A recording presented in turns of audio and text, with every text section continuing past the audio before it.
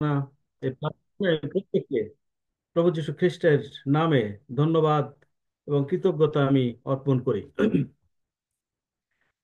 আজকে সকালেই ঘুম থেকে উঠেই আমি ভাবছিলাম যে অন্য একটি জায়গায় প্রচার করব, কিন্তু ঘুম থেকে উঠেই আমার আহ, একটি সংবাদ এসলো যে আমার ওয়াইফের আপনারা অনেকেই জানেন তার আগে একটা অপারেশন হয়ে গেছে, কিন্তু এখন আরেকটা তার ওভারি তার একটি টিউমার দেখা যাচ্ছে, সেটি হয়তো অপারেশন করতে হবে।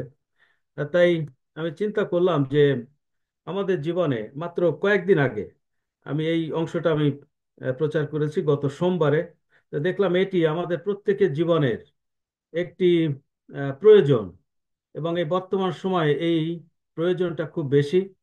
এই জন্য আমি বুঝলাম যে এই অংশটি নিয়ে আবার যেন আমি প্রচার করি। হয়তো দু একজন এখানে রয়েছেন, শ্রদ্ধা মাসিমা আছেন, আর রজমেরির মাসিমা উনিও ছিলেন, কিন্তু এটি আমাদের অনেকেই ছিলেন না। আর তাই সেই অংশটি আমি আবার প্রচার করতে চাই, যেন আমরা কিছুটা হলেও ঈশ্বরের কাছ থেকে শক্তি পাই। আমাদের জীবনে বর্তমান সময় সবচেয়ে বড় যে অভাব, আহ, অনেকগুলি বিভিন্ন রকম অভাব রয়েছে। আর এই অভাব থেকে আমাদের যদি মুক্তি পেতে হয়, তাহলে আমাদের কিছু সাহায্যের প্রয়োজন হয়। এবং অভাবগুলি অনেক সময় আমাদের জীবনে রোগের মতো। হ্যাঁ, অর্থাৎ আমাদের যখন রোগ হয় তখন আমাদের একটি প্রেসক্রিপশন প্রয়োজন হয়। আর ঠিক তেমনি ভাবে আমাদের জীবনে বিভিন্ন রকম অভাব রয়েছে। আর এর থেকে যদি আমাদের উত্তরণ দরকার হয় তাহলে একটি প্রেসক্রিপশন দরকার, আর ঈশ্বরের বাক্য সেই প্রেসক্রিপশন আমাদের কাছে। কিন্তু যত রকম অভাব আমি যদি এখানে সকলকে বলি যে আপনারা এক একটা করে অভাব আপনি যা মনে করেন আমাদের সমাজে ব্যক্তি জীবনে লিখুন, দেখা যাবে অনেক রকম অভাব আসবে। কিন্তু সমস্ত অভাব যদি আমরা ক্লাসিফাই করি, তো দেখা যাবে কয়েকটি ভাগে এটিকে ক্লাসিফাই করা যায়। তার একটি হলো যে আমাদের প্রোটেকশনের অভাব, আরেকটি হলো আমাদের প্রভিশনগত অভাব, আরেকটি হলো পিস বা শান্তির অভাব। প্রোটেকশনের অভাব আমরা জানি বর্তমান সময়ে বাংলাদেশ সহ সমস্ত বিশ্বে বিভিন্নভাবে রাজনৈতিকভাবে আমরা প্রোটেকশনহীন। আমাদের বাংলাদেশে বর্তমান সময়ে যা ঘটছে, আমরা একটি অনিশ্চয়তার মধ্যে আছি। আমরা একটি সেফটি, একটি জোন আমরা চাই, কিন্তু সেটি আমাদের জীবনে খুব একটা কার্যকর নয়।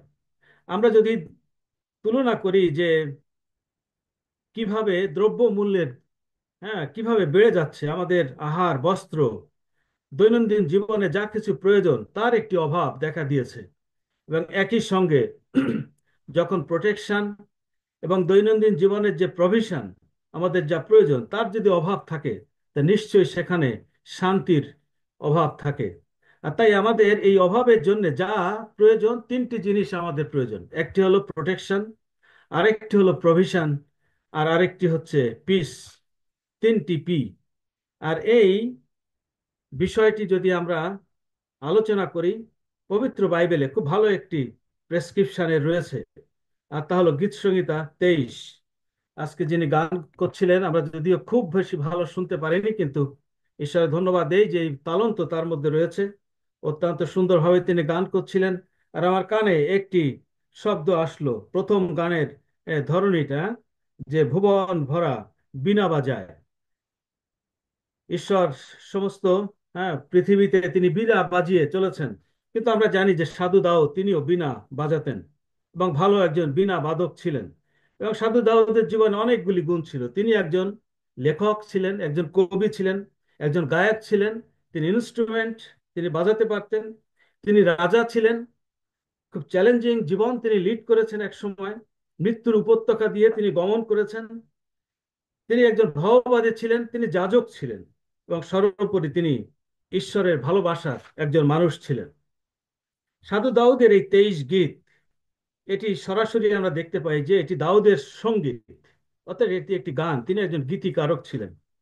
আর ঠিক এই গীতের সঙ্গে যখন আমাদের কোভিড ছিল, আমরা জানি সবচেয়ে বেশি সারা বিশ্বে যে গীতটি আলোচিত এবং পঠিত হয়েছে সেটি হলো 91-এর গীত। 91-এর গীত কে লিখেছেন আমরা জানি না, কারণ সেটি উল্লেখ নাই। অনেকে মনে করেন যে এটি মসি লিখেছিলেন, আর দাউদ এটিকে তার এই গীত সঙ্গীত এই পুস্তকে তিনি কম্পাইল করেছিলেন। কিন্তু মসি, আমরা যদি একটু গভীরভাবে যাই তাহলে দেখবো এই 23 গীত এবং 91 গীত প্রকৃতপক্ষে মনে হয় যেন একই লেখকের, একই কবির, একই গীতিকারকের লেখা। আমরা দাউদের 23 গীতের যদি আমরা খুব গুরুত্বের সঙ্গে আমরা পড়ি, আমরা দেখব এখানে যে মূল সুর তা হলো প্রোটেকশন, প্রভিশন এবং পিস। কিন্তু যদি 91 গীতে আমরা যাই, সেখানে প্রভিশন নাই, কিন্তু সেখানে প্রোটেকশন এবং প্রমিজের কথা আছে। আজকে আমরা দেখতে চাই এই গীত সংহিতার প্রায় 150টি গীত রয়েছে। সবগুলি যে গীত তা নয়, কোনো কোনো একটি কবিতা, এবং কোনো কোনো একটি কবিতা আকারেই হয়তো লেখা হয়েছিল, পরে সেটিকে গান আকারে সে রূপান্তরিত করা হয়েছে, অর্থাৎ গীতি কাব্যের মতো। আমরা জানি আমাদের উপমহাদেশে গীতি কাব্যের যে যথেষ্ট প্রচলন রয়েছে। আমরা জানি যারা ইন্ডিয়ায় এবং বাংলাদেশে, বিশেষভাবে ইন্ডিয়া কলকাতায় যারা রয়েছেন, আমরা সেই রানার কবিতা যেটি পরবর্তীতে একটি বিখ্যাত একটি গান হেমন্ত মুখোপাধ্যায় তিনি গেয়েছিলেন। এটি একটি গীতি কাব্য। এটি কবিতা আকারে লেখা হয়েছিল, পরে এটি আহ, গানে রূপান্তরিত হয়। সাধু দাউদ তার এই যে তার যে জীবন, এই 23 গীত, এটি হঠাৎ করে লেখা যায় না। যদি তার জীবনে এই অভিজ্ঞতা না থাকতো, তাহলে এই গীত তিনি লিখতে পারতেন না। আর তার জীবনের যে অভিজ্ঞতা, আর সেটি কি, তার জীবন শুরু হয়েছিল বাল্যকাল থেকে। তিনি ছিলেন একজন মেষপালক, আর এই মেষপালক তাকেই অভিষেক দেওয়া হলো রাজা হিসাবে। এবং রাজা হওয়ার পরে যখন শৌল জানলেন যে তার জায়গায় আর একজনকে রাজা করতে যাচ্ছেন, আর তখন তিনি একজন পলাতক রাজা, হ্যাঁ, পলাতক অবস্থায় তিনি থাকলেন। শৌল তাকে তাড়না করছেন, একের পর এক তাড়িয়ে নিয়ে বেড়াচ্ছেন।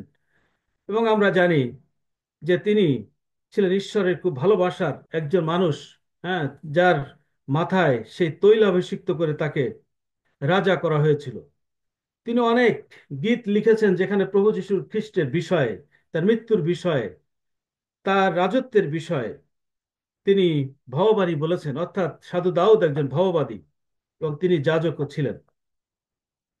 তার এই যে কবিতা 23 গীত, এখানে অনেক কিছু আছে মেটাফরিক্যাল। মেটাফরিক্যাল মানে একটা বলা হয়, কিন্তু সেই শব্দের লিটারাল মিনিংটা নয়, কিন্তু অন্য বিষয় বলা হয়। যেমন প্রভু যীশু বলেছেন যে আমি গম রোপণ করলাম, কিন্তু সেখানে শ্যামা ঘাস জন্মালো। তিনি গম এবং শ্যামা ঘাসের কথা তিনি বলেন নাই, কারণ তিনি কখনো গম বা শ্যামা ঘাস তিনি রোপণ করেননি।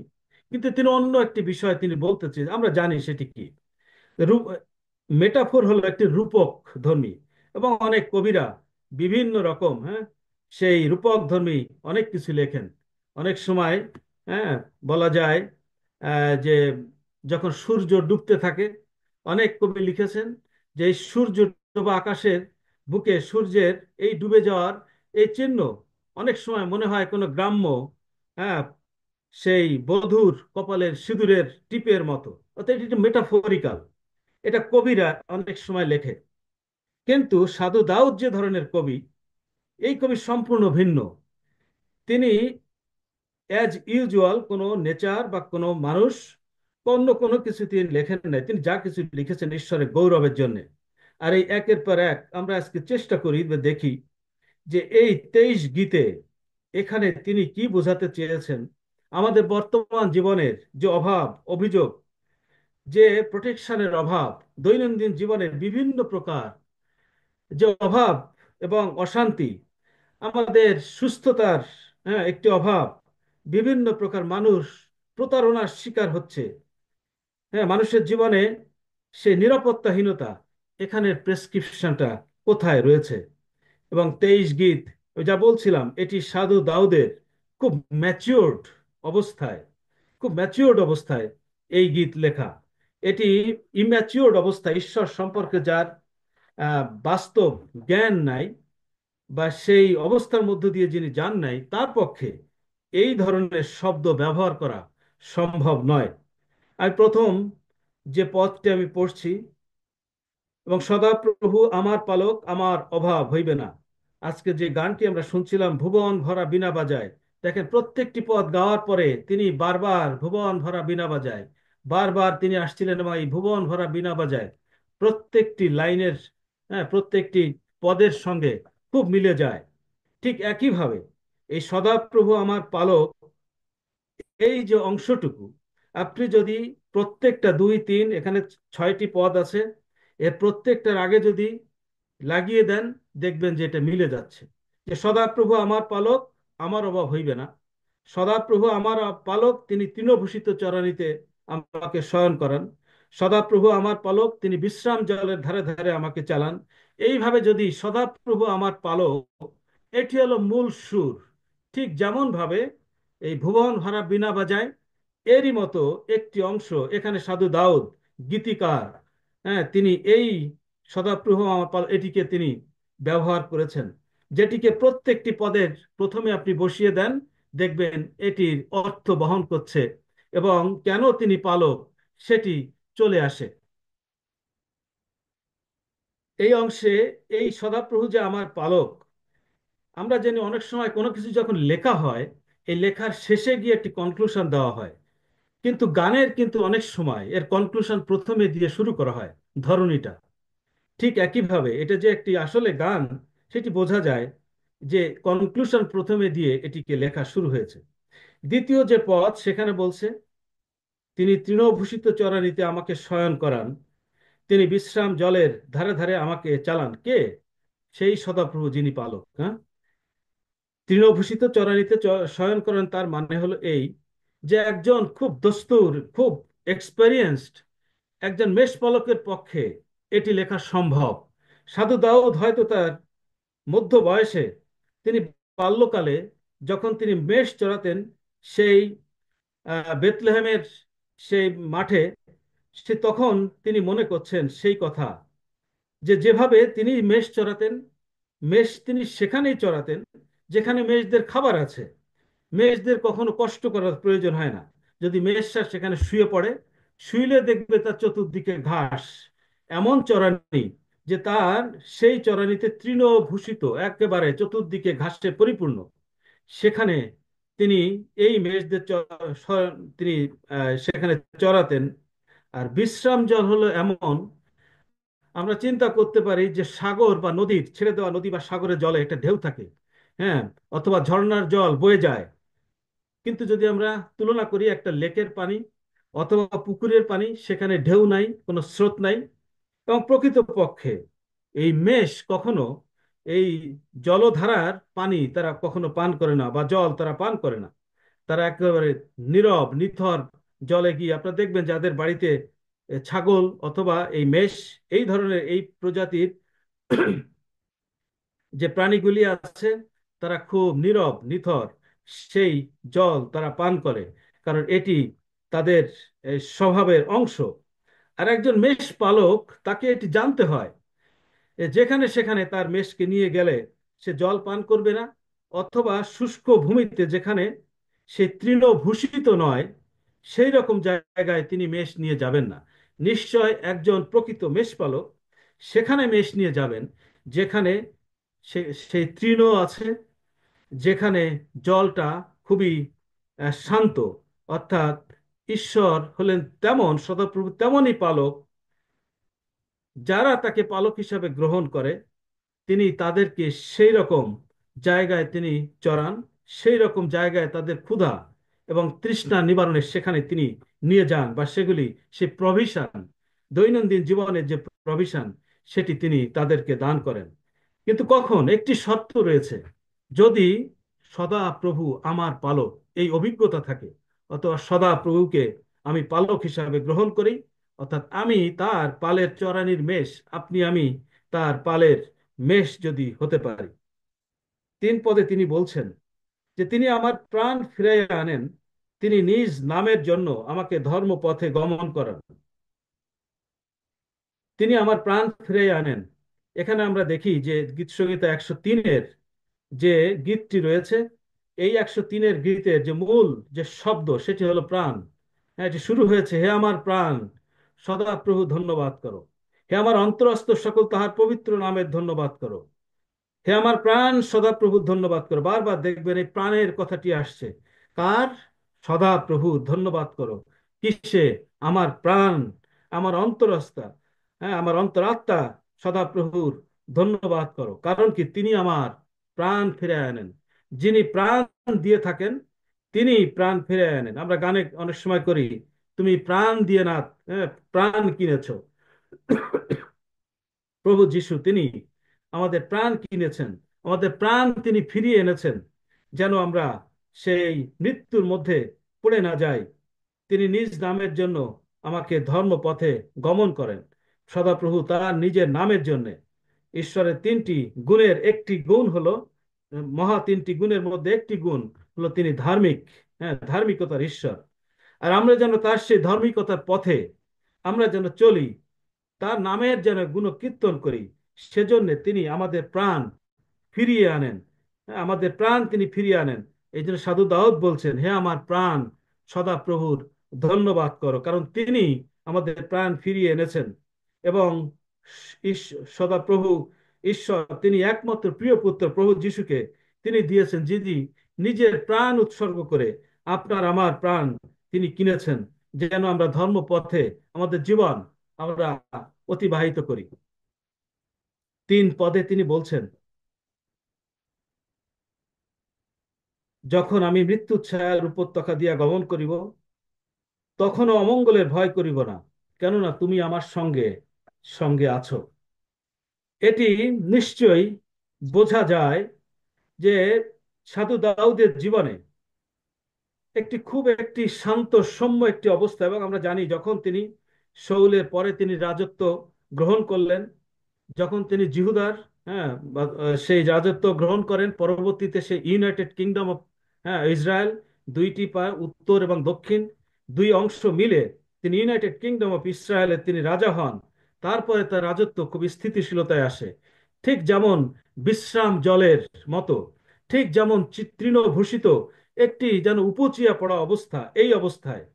কিন্তু তখন তিনি মনে করছেন, তিনি ভুলে যাননি সেই অংশের কথা তার জীবনের, যখন শৌল তাকে তাড়িয়ে নিয়ে বেড়াচ্ছে, শৌলের এক হাতে বর্ষা, যে তিনি দাউদকে মেরে ফেলবেন, কারণ শৌলের জায়গায় দাউদকে ঈশ্বর অভিষেক্ত করেছেন।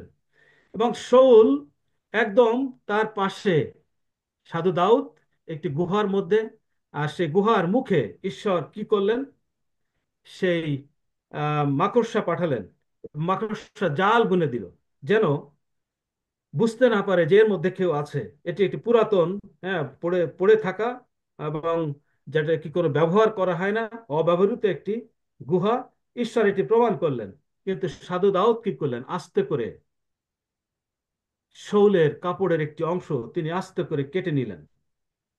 তিনি জানতেন সেই অবস্থায় তিনি এখন তার কাব্যিক হৃদয় মনে করছে যে আমি যখন মৃত্যু ছায়ার উপত্যকা দিয়ে গমন করছিলাম, তখনও তুমি আমাকে ছাড়নি।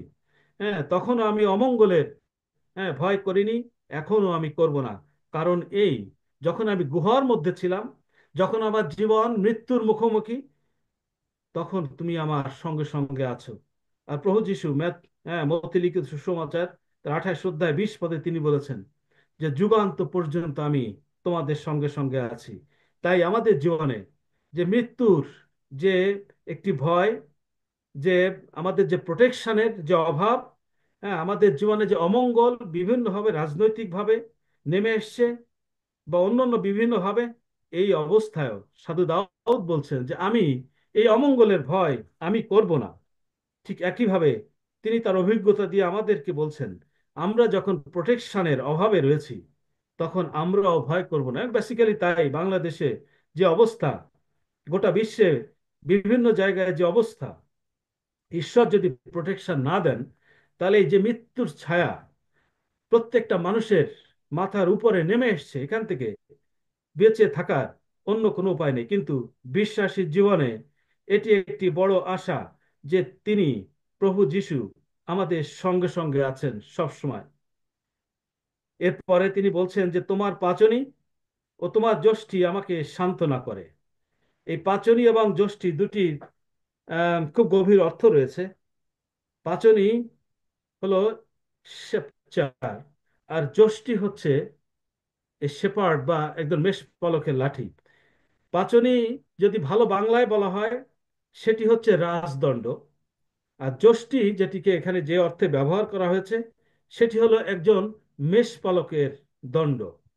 মেষপালক এই লাঠি দিয়ে তিনি তার মেষদের ঠিক পথে গমন করান, এবং যদি কখনো কোনো হিংস্র জন্তু এসে এই মেষদের উপরে হামলে পড়ে, এই লাঠি দিয়ে তিনি তাদেরকে রক্ষা করার চেষ্টা করেন। কিন্তু রাজা রাজদণ্ড ভিন্ন। আমরা দুইটি বার এই রাজদণ্ডের কথা আমরা জানি। একটি, আমরা যদি চিন্তা করি, যখন ইসরায়েল জাতি সেই আম, পারস্য এ, সেই রাজাদের অধীনে ছিলেন, এবং অহস্যরস রাজার সময় যখন আরেকটি বার তাদের জীবনে সেই মৃত্যু নেমে আসছিল প্রায়, আর তখন আমরা জানি যে ইস্টের রানী তিনি রাজার কাছে বিনা অনুমতিতে তিনি এগিয়ে গেলেন। সাধারণত রাজার কাছে বিনা অনুমতিতে যাওয়া যায় না। যদি কেউ যায় আর রাজা যদি তার রাজদণ্ড এগিয়ে না দেন, তাহলে যেটি হয় তার মৃত্যুদণ্ড অথবা কারাভোগ সারা জীবন। কিন্তু তিনি তার জাতির জন্য তিনি সে রিস্ক নিলেন, এবং তিনি রাজার কাছে গেলেন। আর রাজা তার পাচনি অর্থাৎ রাজদণ্ড সেপচার তিনি এগিয়ে দিলেন। আর রানী রাজার কাছে রানী রাজার কাছে তিনি সেদিন আহ, খুব বড় একটি ফেভার পেলেন তার জাতির জন্য, এবং ইসরায়েল জাতি বেঁচে গেল। এই একই কথা রাজদণ্ডের কথা বলা হয়েছে। আমরা যদি যাই গণনা পুস্তকে, সেখানে আমরা দেখব 24 অধ্যায়, সেখানে বলা হয়েছে যে ইসরায়েল জাকব থেকে রাজদণ্ড যাবে না। অর্থাৎ জাকব থেকে রাজা যাবে না, যদি রাজা না যায় রাজদণ্ড যেতে পারে না। আর এই জাকব থেকে এই রাজদণ্ড কে আমরা জানি, প্রভু যীশু খ্রিস্টের কথা বলা হয়েছে। সেই স্টার প্রফেসি, বিখ্যাত সেই স্টার প্রফেসি, হ্যাঁ, সেই বিলিয়ামের মধ্য দিয়ে, হ্যাঁ, এই কথা আমরা দেখেছি যে ঈশ্বর বলিয়েছেন যে ইসরায়েল থেকে অর্থাৎ বা সেই জাকবের বংশ থেকে রাজদণ্ড যাবে না। এবং সেই রাজদণ্ড আমরা জানি প্রভু যীশু খ্রিস্ট সেই রাজদণ্ডের অধিকারী, যিনি সমস্ত পৃথিবীকে তিনি এই রাজদণ্ড দ্বারা, লৌহ রাজদণ্ড দ্বারা তিনি শাসন করবেন। যখন সদাপ্রভু আমার পালক, তিনি এই পাচনি এবং এই যষ্টি দিয়ে তিনি আমাদের সান্ত্বনা করবেন। কিন্তু একটি বিষয় আমি একটু বলতে চাই এখানে, আমাদের বর্তমান সময়ে অনেক ট্রান্সলেশন বেরিয়েছে, সেখানে এই পাঁচনীকে বলা হয়েছে মুগুর। আপনারা দয়া করে একটু সাবধানে ঈশ্বরের বাক্যগুলা যেন তেন ট্রান্সলেশন না পড়া উচিত। এটিকে মুগুর হিসেবে ব্যবহার করা হয়েছে এই খুব চলতি বাংলায়। এটি উচিত নয়। কারণ ঈশ্বরের এটি এমন নয় যে শেক্সপিয়ারের কোনো কবিতা আমরা বাংলা করছি, সেটি নয়। এটি ঈশ্বরের বাক্য, হিব্রুতে লেখা ছিল, যেটি সেপ্টুয়াজিন্ট হিসাবে গ্রিকে লেখা হয়েছে, গ্রিক থেকে ইংলিশে আসছে, ইংলিশ থেকে বাংলায় আসছে। এই দীর্ঘ পথে এই বাংলা থেকে এই ডক্টর উইলিয়াম ক্যারির এই বাংলা থেকে যখন আবার এই চলতি বাংলায়, হ্যাঁ, অনেক সময় এটি হয়ে গেছে কি, এটি এক ধরনের চাকরি হিসাবে নেওয়া হয়েছে, কেউ কেউ নিয়েছে। I am sorry to say, কিন্তু আমি বলছি এই জন্যে যে অনেকে চাকরি হিসাবে ট্রান্সলেশনের দায়িত্ব নিয়েছে, ফলে পাঁচজনই রাজদণ্ড হয়ে গেছে মুগুর। এটি উচিত নয়। আপনারা, আমার একটি অনুরোধ, দয়া করে এই সাধারণ অতি সাধারণ ভাষা পড়ার প্রয়োজন নাই। ক্যারি সাহেব যেটি লিখে গেছেন, এটি যদি বোঝা না যায় ইংরেজি পড়া উচিত, অথবা অন্য কোনো বাংলা অভিধানের কাছে যাওয়া উচিত, অথবা যারা বাংলা বোঝে, সংস্কৃতি বোঝে, তাদের কাছে যাওয়া উচিত। কিন্তু রাজদণ্ডকে মুগুর দেওয়া এটা ঠিক নয়। আমাদের এই দিকে একটু সাবধান হওয়া খুবই প্রয়োজন। আমি দ্বিতীয় যে অংশটি, পাঁচ পদ যেটি, আমি আবার এটি পড়ছি যে সদাপ্রভু আমার পালক, তুমি আমার শত্রুগণের সাক্ষাতে আমার সম্মুখে মেষ সাজিয়ে থাকো। আমি এই অংশটা নিয়ে পরে আসছি। আমি 6 পদের শেষ এখানে এসে এটি আমরা আলোচনা করি। কিন্তু তার আগে আমরা আলোচনা করি যে 5 পদের শেষ অংশ। সেখানে বলছে, তুমি আমার মস্তক তৈলে সিক্ত করিয়াছ, আমার পান পাত্র উথলিয়া পড়িতেছে। তুমি আমার মস্তক তৈলে সিক্ত করিয়াছ। অনেক সময় যখন এটি বলা হয়, তখন শুধু সহজে আমরা বুঝতে পারি যে সদাউ দাউদকে তার মস্তকে তেল দিয়ে অভিষেক করা হয়েছিল, এবং পুরাতন নিয়মে অনেক রাজাকে বা অনেক যাজককে এই তৈলাভিষিক্ত করা হতো। কিন্তু এখানে সাধু দাউদের গীতিকারক, এই গীতিকার সাধু দাউদের যে অভিজ্ঞতা সেটি কিন্তু ভিন্ন। সেটি ভিন্ন এই অর্থে তিনি মনে করছেন তার জীবনের এই মধ্য বয়সে বা অন্য কোনো সময় বা তারও একটু পরে, যে যখন তিনি ওই বেথলেহেমের মাঠে তিনি যখন এই মেষদের চড়াতেন, এই মেষরা অনেক সময় তাদের মাথায় এসে, যেহেতু মেষের গায়ে অনেক লোম থাকতো, এই গায়ে কোনো সমস্যা হতো না, কিন্তু মাথায় যেহেতু লোম কম, এক ধরনের মাছি, হ্যাঁ, মাছি কিন্তু অনেক রকম আছে, আমাদের যে হাউস ফ্লাই সেটি না, অনেক মাছি আছে যেগুলো দিয়ে অনেক রকম, যে সিসি ফ্লাই, স্যান্ড ফ্লাই, কালা জ্বর হয়, হ্যাঁ, আফ্রিকায় অনেক মাছি আছে, বিষাক্ত মাছি। আর এই মাছি কি করতো, এসে ওই মেষদের মাথায় কামড়াতো, এবং এটির হুলে এত বেশি ব্যথা ছিল যে মেষরা না পেরে, যাদেরকে এই হুল দেওয়া হতো, তারা এই ব্যথা থেকে বাঁচার জন্য অনেক সময় আশেপাশে যে পাথর, সেখানে যে মাথা ঠুকে দিত, দিয়ে অনেকে মরেও যেত। এই মাছিদের থেকে বাঁচার জন্য একজন উপযুক্ত মেষ পালক তিনি কি করতেন জানেন? তিনি এই মেষদের সকালে খোয়ার থেকে বের করে মাঠে আনার আগে তিনি তেল দিতেন তাদের মাথায়, এক ধরনের তেল, যে তেল দিলে এই মাছি এদের মাথায় কামড়াতো না। আর এই মাছির যে শব্দ, হিব্রুতে যে শব্দটি ব্যবহার করা হয়েছে, সেটি হচ্ছে বেলসেবুল। হ্যাঁ, প্রভু যিশুকে একসময় বলা হয়েছে যে তিনি ভূতদের অধিপতি দ্বারা তিনি ভূত ছাড়ান। ভূতদের অধিপতি মানে হলো Beelzebul, the Beelzebul. Prince of flies. অনেক সময় এই প্রিন্স অফ ফ্লাইস, এই শয়তান, আমাদের মস্তকে, হ্যাঁ, কামড় দেয়। আর এই মস্তকে যেন কামড় দেয়, তখন আমাদের চিন্তা চেতনা সবকিছু উল্টো পাল্টো হয়ে যায় বিভিন্ন হবে। আজ সকালে যখন আমি এই সংবাদ শুনছিলাম আমার ওয়াইফের, আর দেখলাম যে আই এম ভেরি ডিস্টার্বড। আমাদেরকে অনেক সময় মস্তকে কামড় দেয় কে? বেলসবুল, প্রিন্স অফ ফ্লাইস।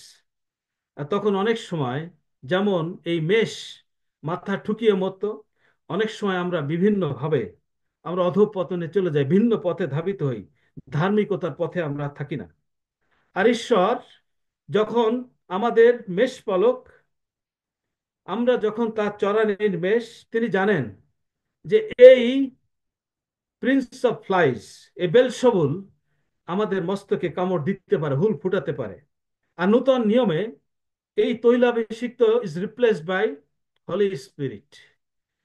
এখন তিনি সে তৈলাভিষিক্ত করেন না, কিন্তু এখন যেটি করা হয় নূতন নিয়মে, সেটি হলো পবিত্র আত্মার অভিষেক। আর যখন এই পবিত্র আত্মার অভিষেক আমাদের মস্তকে থাকে, তখন এই বেলসবুল, প্রিন্স অফ ফ্লাইস অথবা লর্ড অফ ডেভিলস আমাদের মস্তকে দংশন করতে পারে না। আজকে আমাদের জীবনে সবচেয়ে গুরুত্বপূর্ণ বিষয়, যেন এই বেলসবুল কোনোভাবেই মস্তকে দংশন করে আমাদের চিন্তা চেতনাকে ভিন্ন পথে ধাবিত করতে না পারে। আর সেজন্য যেটি প্রয়োজন, আকাঙ্ক্ষা, পবিত্র আত্মার অভিষেকের আকাঙ্ক্ষা। যেন যেভাবে একজন মেষপালক তার মেষগণকে বাঁচানোর জন্য সে মস্তকে তৈল সিক্ত করতেন, যেন ঈশ্বর আমাদের মস্তক তৈল সিক্ত করেন। এবং সেটি অবশ্যম্ভাবী এই জন্যে যে সদা প্রভু আমার পালক, যখন আমরা তাকে আমাদের পালক হিসাবে গ্রহণ করি, তখন তিনি সেটি আমাদের জন্য করে থাকেন। আর যখন আমাদের মস্তক তৈলে সিক্ত হয়, আর তখন যা হয় তা হলো এই, যে আমাদের হৃদয়, আমাদের পান পাত্র উথুলিয়া পড়ে। এটাই হলো পিস, যেটি একটি সমস্যা। আমি যেটি বলছিলাম যে আমরা প্রোটেকশনের অভাবে রয়েছি, আমরা প্রভিশনের অভাবে রয়েছি। আর একটা হলো পিস। যখন পবিত্র আত্মার আমাদের মস্তকে অভিষিক্ত হয়, তখন আমাদের হৃদয়ে শান্তি আনন্দে উথলিয়া পড়ে। হ্যাঁ, শুধু আম, ভরে যায় তা না, কিন্তু উথলিয়া পড়ে। আমি 5 পদের প্রথম অংশের সঙ্গে 6 পদকে একটু মিলাচ্ছি, যে সদা প্রভু আমার পালক, তুমি আমার শত্রুগণের সাক্ষাতে আমার সম্মুখে মেষ সাজায়া থাকো। কেবল মঙ্গল ও দয়াই আমার জীবনের সমুদয় দিন আমার অনুচর হইবে, আর আমি সদাপ্রভুর গৃহে চিরদিন বসতি করিব। আপনারা জানেন অনেকেই যে জিহুদি সমাজের একটি কালচার রয়েছে। আর সেই কালচার হলো এই, যে দিনে অন্তত একবার তারা ডাইনিং টেবিলের পাশে সবাই একসঙ্গে বসে। এটা পৌরাণিক, এখন কি হয় জানি না। তারা একসঙ্গে বসতো এবং সেটি ছিল তাদের প্লেস অফ ফেলোশিপ। তারা একে অপরের সঙ্গে যে তাদের সহভাগিতা, সেইটি তারা আহ, সেই কি বলে ডাইনিং টেবিল, হ্যাঁ, মেজ, এইটা একটি উপচিয়া পড়া মেজ, আমাদের দৈনন্দিন জীবনে যে খাদ্যের প্রয়োজন সেই রকম একটি মেজ বা টেবিল, তার চতুর্দিকে তারা বসতো। কিন্তু আজকে এখানে সাধু দাউদের যে কথা আমরা দেখছি সেটি কি, যে তুমি আমার শত্রুগণের সাক্ষাতে, টেবিলের একদিকে শত্রু, আরেক দিকে সাধু দাউদ আর ঈশ্বর সেখানে কি করছেন, তাদের মধ্যে একটি সহভাগিতা তিনি করে দিচ্ছেন। কেবল মঙ্গল ও দয়াই আমার জীবনের সমুদায় দিন, হ্যাঁ, গুডনেস এবং মার্সি উইল ফলো, হ্যাঁ, মাই লাইফ। এখানে ইংরেজি বাইবেলে বলা আছে ফলো, হ্যাঁ, কিন্তু ফলো আসলে যদি আমরা হিব্রু শব্দে যাই, এটি আসলে ফলো নয়। এখানে যে কথাটি বলা আছে আর সেটি হলো রাডাফ। রাডাফ শব্দের অর্থ হচ্ছে, এটা দেখেন শত্রু কি করে। শত্রু যা করে তা হলো, আমরা যদি গীত সংহিতা তার সাধু দাউদের আরেকটি গীত 143 গীতে 3 অধ্যায় যদি 3 পদ যদি পড়ি, আমরা সেখানে দেখব শত্রু কি করে। শত্রু করে 3 পদে কি বলছে, 143-এ, শত্রু আমার প্রাণকে তাড়না করিয়াছে, সে আমার জীবন ভূমিতে চূর্ণ করিয়াছে। শত্রু জীবনকে তাড়না করে, এবং তাড়নার যে হিব্রু শব্দ সেটি হলো রাডাফ। এবং এখানে যে কথা বলা আছে যে কেবল মঙ্গল ও দয়াই আমার জীবনের সমুদয় দিন আমার অনুচর হইবে, যেটাকে বলা হচ্ছে ফলো ইংরেজিতে, বেসিক্যালি হিব্রু শব্দ যেটি এখানে ব্যবহার করা হচ্ছে সেটিও রাডাফ। আর এই রাডাফ শব্দের যে অর্থ সেটি হচ্ছে এই যে হয় ক্যাপচার করা, চেস করা, হ্যাঁ, অথবা ডিফিট করা, ওভারটেক করা। অর্থাৎ এই যে যে শত্রু আমাকে ক্যাপচার করতে চায়, যে আমাকে তাড়না করতে চায়, সেটি সে করতে পারবে না। কেন পারবে না? যে ঈশ্বরের মঙ্গল এবং দয়া সেটি আমাকে, হ্যাঁ, শত্রুর কাছ থেকে ওভারটেক করে আমাকে ক্যাপচার করবে এবং আমাকে প্রোটেকশন দিবে। শত্রু তাড়না করার কোনো সুযোগ নাই। এই জন্যে এই শব্দগুলি অত্যন্ত গুরুত্বপূর্ণ, কারণ এটা হিব্রুতে লেখা ছিল। হিব্রুতে না গেলে অনেক সময় এটি বোঝা যায় না। হ্যাঁ, আর তখন এইগুলি যদি খুব সাধারণ সিম্পল থেকে সিম্পল করতে করতে ওই পাঁচনির মতো যদি মুগুর হয়ে যায়, তাহলে এর অর্থ আসলে উত্তর থেকে দক্ষিণে চলে যায়। অর্থাৎ যে শত্রু আমাকে তাড়না করবে, সে তো তাড়না করতে পারবেই না, বরং তুমি এমন একটা মেজ আমার সম্মুখে শত্রুর সঙ্গে সাজাবে, সেখানে একটি শত্রু আর শত্রু থাকবে না, শত্রুর মন পরিবর্তিত হবে। সে আমার সঙ্গে কি করবে, একটি ফেলোশিপে আসবে, এবং এর মধ্য দিয়ে যেটি আসবে সেটি হলো দয়া এবং মঙ্গল, সেটি আমাকে ক্যাপচার করবে, কিন্তু শত্রুর তাড়না নয়। সেটি এখানে বলা হচ্ছে। এবং শেষে কি হবে, আমি সদাপ্রভুর গৃহে চিরদিন বসতি করিব। আমি সদাপ্রভুর গৃহে চিরদিন বসতি করিব। এই সদাপ্রভু হলো সেই যে গৃহ, সেটি হলো মেষদের জন্য তার খোয়ার, যে খোয়ারের সম্পূর্ণ কর্তৃত্ব তার সদাপ্রভু ঈশ্বর, যিনি পালক। এবং আজকে সদাপ্রভু যদি আপনার এবং আমার পালক হন, তাহলে বর্তমান সময় আপনার এবং আমাদের জীবনে আমরা যে অভাব অনুভব করছি, যে প্রোটেকশনের অভাব, যে প্রভিশন, দৈনন্দিন জীবনে আমাদের যা কিছু প্রয়োজন তার যে অভাব, অসুস্থতা, পিসলেসনেস, এগুলি সব থেকে সবকিছু কেটে ইউটার্ন করার একটি মাত্র প্রেসক্রিপশন, একটি মাত্র ট্যাবলেট। আমরা জানি যখন আমরা ডাক্তারের কাছে যাই, এক রোগের জন্য বিভিন্ন রকম ঔষধ দেওয়া হয়, কিন্তু আমাদের জীবনের বিভিন্ন রকম হাজারো রোগের একটাই ঔষধ, সদাপ্রভু আমার পালক। এক সময় এই গীতটি, এটি কম্পিটিশন হচ্ছিল এক জায়গায়, আর একজন খুব বিখ্যাত সেই কবিতা পাঠক তিনি কম্পিটিশন করছিলেন, এবং সকলে খুব ক্লাব দিলেন, কারণ তিনি জানেন কিভাবে কোন জায়গায় কতটুকু আপ অ্যান্ড ডাউন করতে হবে, কিভাবে শব্দের হ্যাঁ উচ্চারণ করতে হবে, এটি তিনি খুব ভালো করে জানেন। খুবই হাততালি দিল সবাই। এরপরে একজন বৃদ্ধ তিনি উঠলেন, উঠে তিনি যখন এটি পড়া শুরু করলেন, খুব সিম্পল, তিনি জাস্ট পড়তে পারেন, কিন্তু কিভাবে একজন সে এক্সপার্টের মতো, কবিতা আবৃত্তিকারকের মতো পড়তে, এইটি তিনি জানেন না।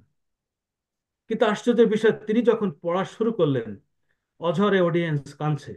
অঝরে। আর তখন যিনি খুব ভালো কবিতা পাঠ করতে পারেন তিনি দৌড়ে সেখানে গেলেন, গিয়ে তাকে জড়িয়ে ধরলেন। আর তিনি কি বললেন জানেন? তিনি বললেন যে আমি যখন পাঠ করছিলাম আপনারা ক্লাব দিয়েছিলেন, কিন্তু এখন যিনি শুধু পাঠ করতে পারেন, কবিতা আবৃত্তি করতে জানেন না, উনি পাঠ করার সময় আপনারা সহ আমারও চোখ দিয়ে অঝরে জল ঝরছে। কারণ কি? যে আমি শুধু এই কবিতার বা এই গানের অর্থগুলি জানি, পড়তে পারি, কিন্তু এই বৃদ্ধ, উনি এই কবিতার যে অরিজিনাল শেফার্ড, মেষপালক, তাকে তিনি চেনেন। আজকে আমরা অনেক সময় ঈশ্বরের বাক্য পড়ি, বাক্য জানি, কিন্তু অনেক সময় আমরা মেষপালককে জানি না, যার জন্যে ঈশ্বরের বাক্য অনেক সময় আমাদের জীবনে ফলপ্রসূ হয় না। আমরা জানি ঈশ্বর সবকিছু করতে পারেন, তারপরে আমরা যেন প্রোটেকশনের অভাবে থাকি। আমরা জানি যে ঈশ্বর সবকিছু করতে পারেন, তারপরে আমরা ভাবি যে আজকে খেলাম, কালকে কি খাবো, আজকে যে অবস্থায় আছি হয়তো কালকে তার থেকে আরো খারাপ থাকবো। ঈশ্বর আমার পালক, আমরা তার চরানির মেষ। ঈশ্বর আমাদের প্রত্যেককে আশীর্বাদ করুন। আমেন। আমেন। আমেন। ধন্যবাদ দিই, সুন্দর বাক্য, শক্তিশালী বাক্য, মধুর বাক্য, জীবনদায়ী বাক্য। আজকে আমরা এখানে যতজন উপস্থিত রয়েছি, আমরা এই বাক্যের মধ্য দিয়ে আমরা প্রত্যেকে অনেক অনেক আশীর্বাদিত হয়েছি। আমি ধন্যবাদ দিই